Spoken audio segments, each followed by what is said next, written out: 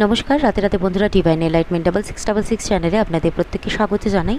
চলুন শর্টের মধ্যে দেখে নেব যে আপনার পার্টনারের এই মুহূর্তে কারেন্ট ফিলিংস কী রয়েছে। আমার ভিউয়ার্সদের পার্টনারের এই মুহূর্তে কারেন্ট ফিলিংস কী রয়েছে, প্লিজ ইউনিভার্স আমাকে গাইড করবেন। আমার ভিউয়ার্সদের পার্টনারের এই মুহূর্তে কারেন্ট ফিলিংস কী রয়েছে, প্লিজ ইউনিভার্স আমাকে গাইড করবেন। আমার ভিউয়ার্স যারা রয়েছে তাদের পার্টনারের কারেন্ট ফিলিংস কী রয়েছে, মনে মনে নিজের পার্টনারের নামটা পজিটিভভাবে নিতে থাকবেন। প্লিজ ইউনিভার্স আমাকে জানান আমার ভিউয়ার্সদের পার্টনারের কারেন্ট ফিলিংস কী রয়েছে। ওকে, স্ট্রেংথ কার্ড প্রথম কার্ড, সেকেন্ড কার্ড হচ্ছে 10 অফ ওয়ান্ডস, আরেকটা লাস্ট কার্ড নিয়ে নেব, তিনটে কার্ড নেব আজকে।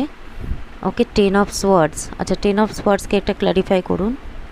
ওকে, 9 of pentacles. Okay, very good. দেখুন, প্রথমত হচ্ছে যে উনি প্রচণ্ড পরিমাণে বার্ডেন ফিল করছেন, ওনার ওপরে কিন্তু প্রচুর চাপ রয়েছে, বা উনি অনেক নানা রকম চিন্তার মধ্যে এবং পরিস্থিতির ওপর নির্ভর করে কিন্তু উনি প্রচণ্ডভাবে বার্ডেন ফিল করছেন।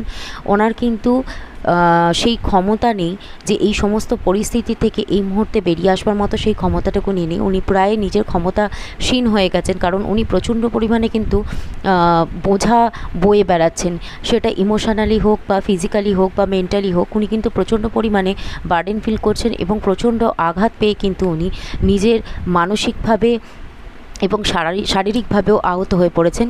কিন্তু তারপরেও উনি নিজের মধ্যে কিন্তু সেই ক্ষমতা বা সেই স্ট্রেংথ আনার চেষ্টা করছেন, যাতে করে আপনার এবং আপনার পার্টনারের যে সম্পর্ক রয়েছে সেই সম্পর্কটার মধ্যে একটা ভালো গ্রোথ আনার চেষ্টা করছেন উনি। Thank you.